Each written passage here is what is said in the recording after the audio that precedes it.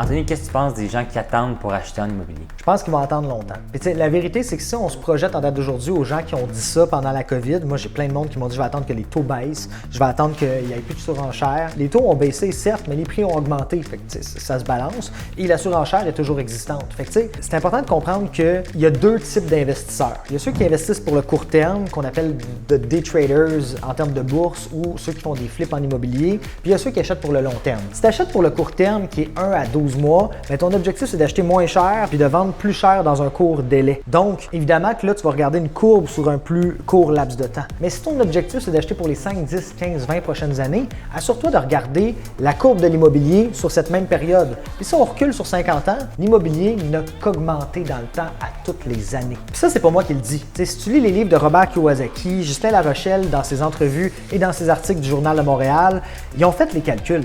Attendre en immobilier, c'est vraiment pas la bonne décision. Je veux dire, le meilleur moment d'acheter, c'est maintenant, puis le pire, c'est dans 2 semaines. Pourquoi? Parce que le temps que tu attends pour, exemple, que la surenchère disparaisse, bien, tu vas perdre de l'équité, donc perdre de la valeur. C'est toujours le temps d'acheter. Il faut juste acheter différemment pour être capable de gagner.